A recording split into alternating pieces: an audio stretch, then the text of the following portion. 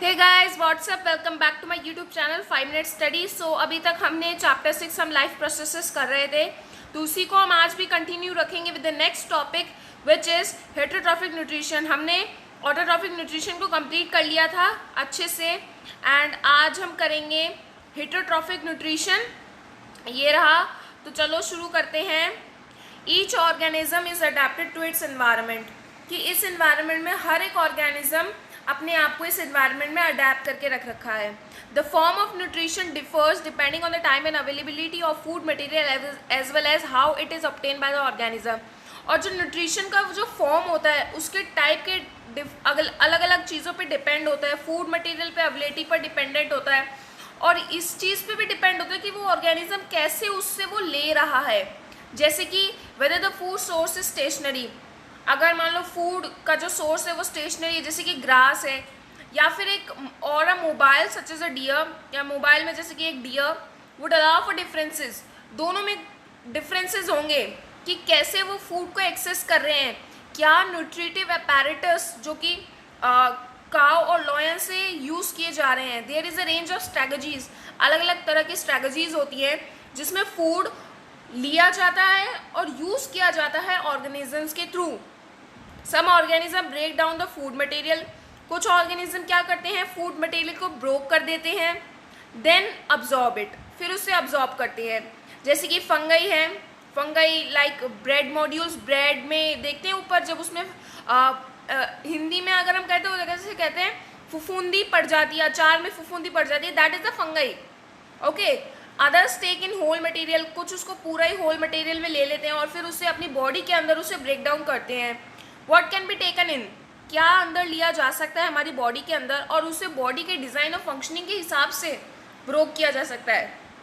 Some other organism derive nutrition from plants और animals, कुछ other organisms होते हैं जो कि न्यूट्रिशन लेते हैं अपना प्लांट्स या एनिमल्स से बिना उन्हें मारे। Okay, this parasitic nutritive strategy, ये जो पैरासाइटिक की जो ऐसी पैरासाइटिक न्यूट्रिटिव स्ट्रैटेजी होती है, ये एक ऑर्गेनिज्म जैसे कि कसकट्टा है, टिक्स, लाइस, लीचीज, टेपवर्म्स, इनके द्वारा लिया जाता है। अब हम बात करेंगे कि ऐसे ऑर्गेनिज्म अपना न्यूट्रिशन कैसे लेते हैं।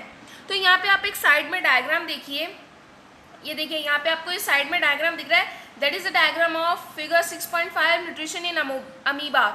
देखिए सेंटर में न्यूक्लियस है, फूड पार्टिकल अभी अमीबा के आउटसाइड है, सूडोपोडिया की मदद से वो फूड उसके अंदर आएगा और फूड वैक्यूल बन के फूड धीरे धीरे कर कर अंदर आएगा एंड देन वो डाइजेस्ट होगा। वो पूरा प्रोसेस क्या है वो हम अभी पढ़ेंगे, तो चलो पढ़ते हैं। The food, since the food the way it is obtain differ, the digestive system में डिफरेंट वेरियस ऑर्गेनिज्म, फूड लेने का सिस्टम भी अलग अलग है सभी में, साथ ही डाइजेस्टिव सिस्टम भी सभी में अलग अलग है। सिंगल सेल ऑर्गेनिजम्स में फूड जो होता है वो उनके पूरे एंटायर सरफेस से लिया जाता है, लेकिन जो but as the complexity of the organism increases, लेकिन जैसे किसी ऑर्गेनिज्म की कॉम्प्लेक्सिटी बढ़ती है तो जो डिफरेंट पार्ट्स हैं वो अलग अलग फंक्शंस को परफॉर्म करना, स्पेशलाइज करना स्टार्ट कर देते हैं। जैसे कि अमीबा जो है वो अपना फूड जो है वो एक टेम्प्रेरी फिंगर लाइक एक्सटेंशन से लेता है, जो कि उसकी सेल की सर्फेस पर प्रेजेंट होता है, जहाँ से वो फूड पार्टिकल को अपने फूड वैक्यूल फॉर्म करके वो अंदर लेता है। फूड वैक्यूल के अंदर एक कॉम्प्लेक्स सब्सटेंसेस होते हैं जो कि उसको सिंपल कंपाउंड्स में ब्रोक करते हैं, जिससे वो साइटोप्लाज्म में फिर वो डिफ्यूज हो जाता है। द रिमेनिंग अनडाइजेस्टेड मटेरियल, जो बचा कुछ अनडाइजेस्टेड मटेरियल होता है वो सेल की सरफेस से रिमूव हो जाता है और बाहर हो जाता है। पैरामीशियम में देखें, जो कि एक यूनिसेल्युलर ऑर्गेनिज्म है, इसकी सेल की एक डिफिनाइट शेप होती है और जो फूड होता है वो एक स्पेसिफिक स्पॉट से लिया जाता है। फूड जो है वो इस स्पॉट से मूव करके सीलिया के मूवमेंट के थ्रू फूड आता है, जहाँ से एंटायर सरफेस जो है सेल का वो कवर्ड होता है। तो देखा कैसे फूड आता है हेटरोट्रॉफिक न्यूट्रिशंस में। तो यहाँ पे हमने बात कर ली। वैसे मैं आपको बता दूँ दैट इट हैज़ 3 टाइप्स, यहाँ पे मैं आपको बताती हूँ। चलिए यहाँ पे एक चीज़ और पढ़ेंगे हम कि दैट हेटरोट्रॉफिक न्यूट्रिशन जो होता है उसके 3 टाइप्स होते हैं, दैट इज़, तो इनके 3 टाइप्स होते हैं। First is holozoic, next is saprophytic या सैप्रोफाइटिज्म, नेक्स्ट इज पैरासाइटिक या पैरासाइटिज्म। ये 3 टाइप्स होते हैं किसके, हेट्रोट्रॉफिक न्यूट्रिशन के। ओके, तो यहाँ पे हमने बुक में पढ़ा नहीं बट बेसिकली ये होते हैं। तो मैं आपको बता देना चाहती हूँ कि होलोजोइक और सैप्रोफाइटिक और पैरासाइटिक में डिफरेंस क्या है। होलोजोइक क्या करते हैं, ये ऑर्गेनिज्म क्या होते हैं, ये किसी ऑर्गेनिक मैटर से खाना लेते हैं, फिर उसे डाइजेस्ट करते हैं, मतलब उसे वो लेते हैं कंपाउंड में, कॉम्प्लेक्स कंपाउंड में लेते हैं और उसे अपनी बॉडी के अंदर ही सिंपल कंपाउंड में कन्वर्ट करते रहते हैं। एब्जॉर्ब हो जाता है, डाइजेस्ट हो जाता है, दैट्स इट। लाइक ह्यूमन है, एनिमल है, इंसेक्टिवोरस प्लांट है। सैप्रोफाइटिक में क्या होता है, ये जो होते हैं ये डेड और डिकेइंग मैटर्स पे खाना लेते हैं, जिसमें बैक्टीरिया है, फंगई है। ओके, पैरासाइटिक में क्या होता है, ये जो न्यूट्रिएंट्स होते हैं ये लिविंग ऑर्गेनिज्म से ऑब्टेन करते हैं। ये जो पैरासाइट्स होते हैं ये अपना न्यूट्रिएंट्स जो है वो लिविंग के ऊपर से लेते हैं या उसकी बॉडी में से लेते हैं एज अ होस्ट। होस्ट आपने सुना होगा 9th क्लास में भी, 8th क्लास में भी, तो ये ऐसे लेते हैं। तो that is the heterotrophic types. ठीक है, सैप्रोफाइटिक हमारा हो गया, पैरासाइटिक भी हमारा हो गया, होलोजोइक भी हमारा हो गया। अब हेट्रोट्रॉफिक टॉपिक तो हमारा हो गया कंप्लीट। अब हम न्यूट्रिशन पढ़ेंगे ह्यूमन सिस्टम के बारे में, तो आओ शुरू करते हैं। सो यहाँ पे अब आप एक स्क्रीन में डायग्राम देख रहे होंगे, that is the human digestive system. हमारी बॉडी के अंदर ये सिस्टम है। ये थोड़ा सा मैंने वेल डिफाइंड लिया, अगर आपको 3D देखना है तो हमारे पास 3D भी है, मैं आपको अभी शो करूँगी। तो देखो इसमें क्या क्या पार्ट्स होते हैं मैं आपको बता देती हूँ। तो देखो ये जो पार्ट दिख रहा है आपको, दैट इज़ आवर हार्ट। ये तो हमारा हार्ट है। ये जो है ये हमारा है स्टमक। ओके, ये हमारा है स्टमक है, ये हमारा स्टमक। ठीक है, और ये जो है हमारा, ये है हमारा स्मॉल इंटेस्टाइन। ये जो है ये हमारा लार्ज इंटेस्टाइन। ओके, देन ये जो है ये हमारा है लिवर। ठीक है, ये हमारा है लिवर। फिर उसके बाद ये जो आपको ग्रीन कलर में दिख रहा है that is the gall bladder. ये हमारा गॉल ब्लेडर है, गॉल ब्लेडर। ओके, एंड उसके बाद यहाँ पे हमारा ये गॉल ब्लेडर है, यहाँ पर क्लियरली देख सकते हैं। नेक्स्ट ये हमारा गॉल ब्लेडर था, और ये जो आप देख रहे हैं ये है हमारा लंग्स। वैसे ये थोड़ा सा वैसी डायग्राम है।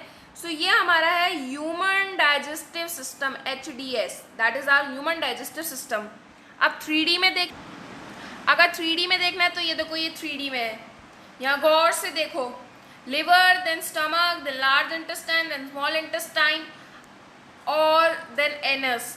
यहाँ पे एक चीज़ देख रहे होंगे आप, मैं आपको अभी बताती हूँ। यहाँ पे आप एक चीज़ देख रहे होंगे जो कि असल में है क्या, मैं आपको इसके बारे में बताती हूँ। ये जो चीज़ आप देख रहे हैं, ये जो यहाँ लटक रही है, ये चीज़ जो आप देख रहे हैं that is called appendix. What we call appendix. इसके क्या रिएक्शन होते हैं ये मैं आपको आगे बताऊंगी। तो चलो ह्यूमन डाइजेस्टिव सिस्टम को शुरू कर लेते हैं। The elementary canal is basically a long tube extended from the mouth to the anus. जो एलिमेंट्री कैनल है वो बेसिकली एक बहुत बड़ी ट्यूब है, बहुत लंबी ट्यूब है, जो कि हमारे माउथ से हमारे एनस तक वो जाती है। We can see that a tube has different parts. हम देख सकते हैं कि इस ट्यूब के अलग अलग पार्ट्स हैं, वेरियस रीजन, अलग अलग रीजन्स हैं जो कि अलग अलग फंक्शन परफॉर्म करते हैं। लेकिन होता क्या है, जब एक बार फूड हमारी बॉडी के अंदर एंटर कर जाता है तो वो पूरा प्रोसेस हम यहाँ पे स्टडी करेंगे। तो यहाँ पे अब आप देख सकते हैं, ये आपकी बुक का डायग्राम है, that is the human digestive system. जो ये बीच में जो ये पाइप दिख रहा है ये पूरा आपका एंड तक जाता है, that is called elementary canal. यहाँ पे आपको सब कुछ दिख रहा होगा क्लियरली। ठीक है, और एक बात बता दूँ, इस डायग्राम की इंपॉर्टेंट प्रैक्टिस कर लेना बहुत ज़रूरी है ये। Next, we eat various types of food which has to pass through the same digestive tract. हम तरह तरह के फूड खाते हैं जिसको इसी सेम डाइजेस्टिव ट्रैक्ट से पास होना पड़ता है।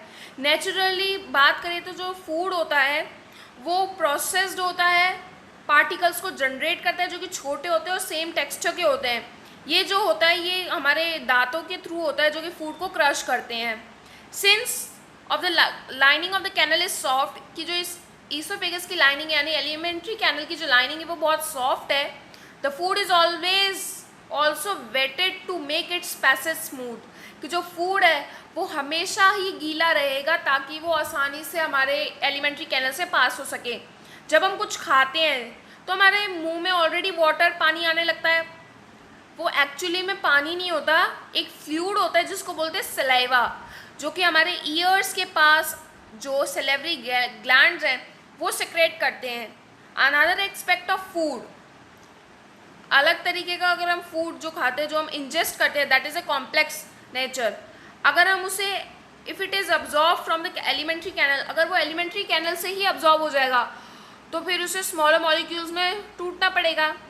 ये जो होता है ये एंजाइम्स, हमारी बॉडी के अंदर जो बायोलॉजिकल कैटलिस्ट हैं जिनको एंजाइम्स बोलते हैं, उसकी मदद से होता है। सलाइवा जो होता है वो एक एंजाइम सलाइवा में होता है, that is called salivary amylase, जो कि स्टार्च को ब्रेक करके उनको कॉम्प्लेक्स मॉलिक्यूल से शुगर में कन्वर्ट कर देता है। द फूड इज मिक्स, यानी कि कॉम्प्लेक्स मॉलिक्यूल स्टार्च का मतलब कि जो फूड के अंदर स्टार्च है वो हमारे मुंह में ही सलाइवा में जब मिक्स होता है तब स्टार्च खत्म हो जाता है और वो शुगर में कन्वर्ट हो जाता है। Then the food is mix thoroughly with saliva, food saliva के साथ मिक्स होता रहता है, हमारे मुंह में घूमता रहता है हमारी टंग के थ्रू। इट इज़ नेसेसरी, ये ज़रूरी है ताकि खाना हमारे एक रेगुलेटेड मैनर में मूव होता रहे डाइजेस्टिव ट्यूब से, ताकि वो आसानी से हर एक पार्ट में प्रॉपरली प्रोसेस हो सके।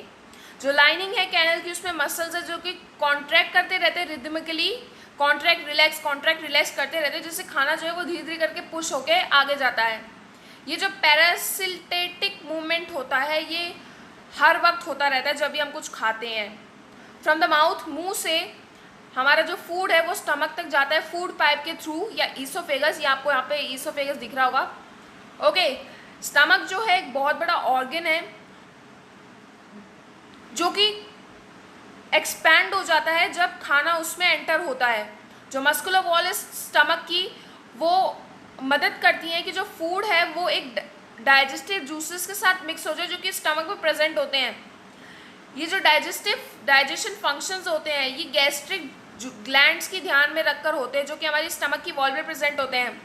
वो जो होते हैं वो रिलीज करते हैं hydrochloric acid, a protein digestive enzyme called pepsin and mucus, यानी कि स्टमक की जो लाइनिंग है वो 3 जूस सेक्रेट करती हैं, that is hydrochloric acid, mucus and pepsin. Hydrochloric acid क्या करता है, उस फूड को एसिडिक बना देता है जिससे जो पेप्सिन है, पेप्सिन एंजाइम है, वो अपना काम कर सके।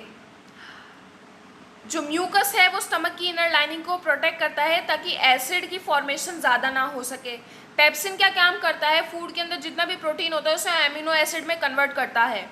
ओके, हमने बड़ों से सुना है कि उनके स्टमक में एसिडिटी हो जाती है, वो क्यों होती है? वो the exit of stomach from the stomach, जो एग्जिट है फूड का स्टमक से वो स्पिंटन मसल्स के थ्रू होती है जो कि छोटे छोटे अमाउंट में रिलीज करते रहते हैं स्मॉल इंटेस्टाइन की तरफ। स्टमक से फूड अब स्मॉल इंटेस्टाइन में आ गया, यानी स्टमक का फंक्शन क्या हुआ कि जैसे ही खाना आया 3 जूस सेक्रेट करता है एक साथ, पहला हाइड्रोक्लोरिक एसिड कि जो फूड है उसको थोड़ा एसिडिक बना सके ताकि पेप्सिन और अपना म्यूकस काम कर सके। पेप्सिन क्या करता है, जो भी फूड आया है उसमें से प्रोटीन सिंथेसिस करके उसको एमिनो एसिड में कन्वर्ट करता है। देन म्यूकस जो होता है वो ये काम ध्यान में रखता है कि हाइड्रोक्लोरिक एसिड जब रिलीज हो रहा हो तो वो ज़्यादा मात्रा में ना हो रहा हो। अब खाना आ गया स्मॉल इंटेस्टाइन में। This is the longest part of the elementary canal, सबसे लंबा एलिमेंट्री कैनल है ये, जो कि इस कॉम्पैक्ट स्पेस में फिट होता है क्योंकि इसमें एक्सटेंसिव कॉइलिंग होती है, मतलब ज़्यादा मोड़ताब होते हैं इसमें।